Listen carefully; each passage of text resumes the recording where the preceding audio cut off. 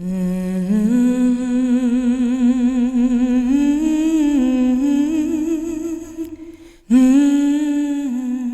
1965, Herman Schumacher chronicled history for the Osceola Grace Brethren Church. His work is relied upon as the primary record and basis for most of the church history from 1929 through 1965. The Schumacher family was called on by the Bill Secor family and began to attend the church in 1931. OGBC began as the Bethel Brethren Church of Osceola, Indiana in 1929 as a result of a split with the County Line Church of the Brethren. There were a number of reasons for disagreement. One significant issue was the use of musical instruments. Harry Simpson, a lay preacher, was the first pastor. The group met in the Old Baptist Church located on the Osceola-Jimtown Road. Some names of families in the original congregation are the Humes, Gonwer, Secor, and the Leslie Dahl family, including Mary Dahl and her two little girls, Beta and Genevieve. Those two little girls survived to become the last two original church members and passed away in the year 2000. The newly formed church was accepted by the so-called First Brethren group as a home missions point. Walter Gibson became the next pastor, and in 1931, the Home Missions Board helped build the basement church on Apple Road. Nearly 100 people attended the services. Today, that building is the Debbie Warbrooks Dance Studio. In 1932, Frank Gemin became the pastor. Unfortunately, the years until 1934 were difficult. Many of the original members became dissatisfied and left. By 1933, the attendance was down to 50 or 60.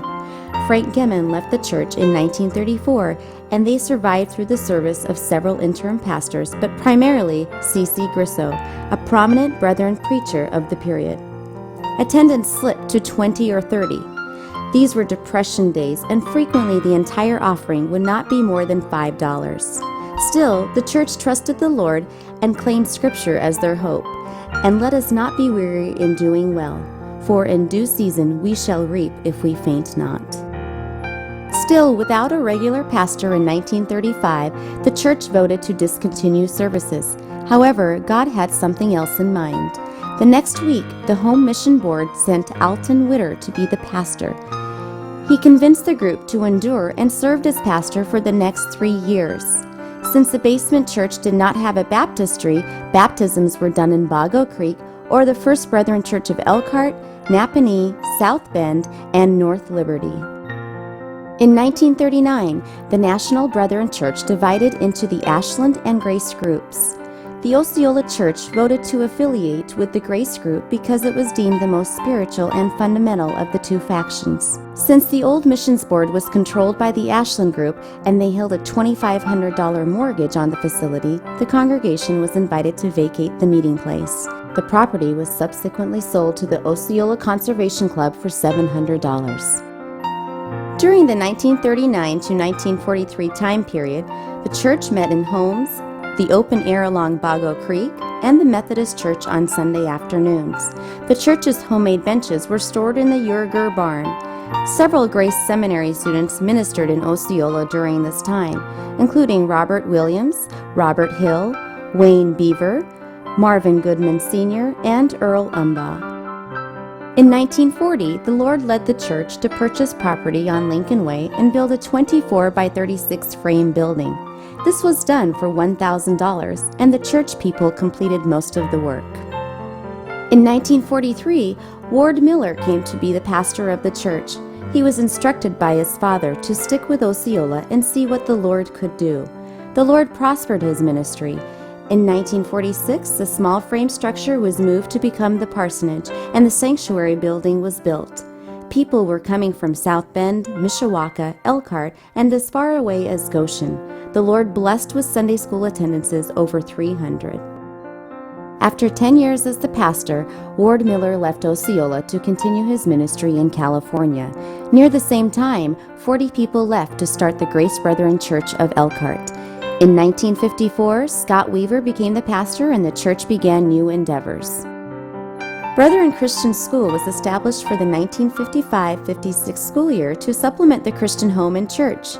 It grew to 435 students in the 1971-72 school year and graduated more than 350 young people in 24 graduating classes. The school provided Christian education for more than 40 years until the extremely difficult decision to close it was made after the 1997-98 school year. In 1966, Richard DeArmey became the pastor of the church. Under his watch, the two phases of the school building and gym were built on the Apple Road property. Following in the tradition of Scott Weaver, Richard DeArmey continued radio broadcasts each evening on WCMR Elkhart. Toward the end of the Tent Revival era, the church sponsored Uncle George and His Thrill Book as an outreach event. In 1973, Gordon Bracker became the church's interim pastor, and in 1975, Ward Miller returned to Osceola to become the pastor for the second time. Gordon Bracker continued as a visitation pastor and was known and loved by all. Together, Ward Miller and Gordon Bracker led the church into new growth and started a vision for 800 in attendance by 1980. In 1979, the church took on a $500,000 program to add convocation facilities to the gym on Apple Road. This included the stage, foyer, offices, additional rooms, and became the meeting place for Sunday services. In 1980, the convocation facilities were dedicated into the Lord's service. 1980 also brought a name change from Bethel Brethren to Grace Brethren Church. In 1983, Keith Shearer came to Osceola as the next pastor. The pastor's prayer partners began under his ministry, and one of the most tangible blessings the Lord has ever provided came in 1990 with the Harvest of Generosity. November 18th was set to raise enough money to burn the remaining mortgage by paying it in full. The goal was more than $71,000. As the offering was counted, the sacrifice of God's people was evident, as people signed over entire paychecks to the church. More than $90,000 was received on that one Sunday, and the Lord was praised. In 1995, Scott Disler became the church's 11th pastor. Osceola and the world will never be the same. Under his leadership, 4 major outreach events were grown to reach thousands of people each year, including Price Down Day, Vacation Bible School, Touchpoint Weekend, and the Children's Dinner Theater. In 1999, the Judean Training Center was built to connect the children's wing and the gym. The church's most fruitful missions project became a reality when a Christian radio station was installed in Phnom Penh, Cambodia. The station was upgraded to reach more than 4 million people in Cambodia and Vietnam, and stories of changed lives seem to never end. In May 2004, Pastor Scott announced his call to ministry in Pennsylvania, and Pastor Greg Serafino was appointed as the interim pastor until August of 2005, when he officially was installed as the new senior pastor of Osceola Grace.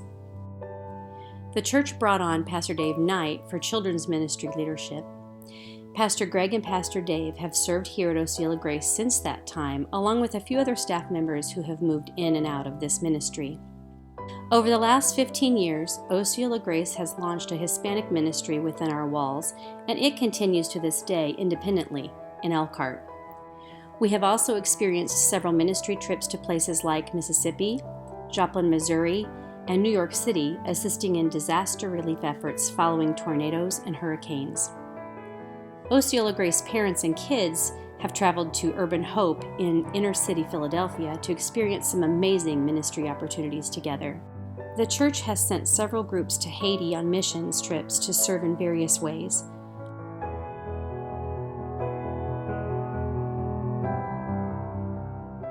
As a result of some financial concerns, the elders issued a 6-month challenge called Free to Grow in November of 2007. They asked the church family to spend the next 6 months praying, planning, saving, and preparing to give a one-time offering on April 27, 2008, in order to watch God do something that only He could do. That Sunday, the church family gave over $203,000 to pay down a $238,000 mortgage. Within the 11 months to follow, the final payment was made, and the church became debt-free, just in time for the recession to hit in full force in our area. God was faithful to carry us through since we had no mortgage payment to make during those rough few years. Since then, the leaders have committed to no further long-term debt, and we have seen God bless us in amazing ways. Our desire to connect with our community continues year after year with programs like Vacation Bible School, which reaches hundreds of kids and families each summer, and our annual participation in the Osceola Bluegrass Festival. We continue to host Jimtown Youth Football and Cheerleading, by which hundreds of people come to our campus in the fall. We host a ministry started by some godly men in our church called Osceola Grace Eagles Football. This league team is comprised of junior high and senior high students who compete with various schools and league teams in our area. The coaches and their support staff spiritually impact these young student athletes who may otherwise not hear about Jesus Christ. Osceola Grace continues to work with the Faith Mission of Elkhart to feed and spiritually impact the homeless. We are also a host site for the Michiana Biblical Counseling Center, a ministry committed to providing cutting-edge biblical counseling to our community. In 2014, Pastor Greg issued a challenge for 2015 to be a year we increase our giving to do some physical upgrades to the facilities and to hire a pastor that would lead our family and children's ministries. As a result of prayer and seeking after the will of God, we received a very generous gift that paid for a major renovation and new building project, along with a new hire of Pastor John Contreras to lead our family and children's ministries.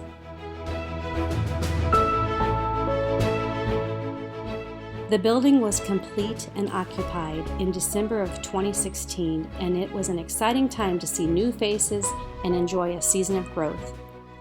What God has for us in the future is unknown, but it is always our desire to follow Him and to seek to discover where God is working and what His Spirit is doing, and to follow Him recklessly into new adventures. God has laid a longer-term vision upon the hearts of our leadership, and we are excited to see where this takes us over the next 20 years. We continue to share generously with those in need and strive to live out in our commitment to connect people to a solid relationship with God, a deeper relationship with people, and to connect to our community. So hang on.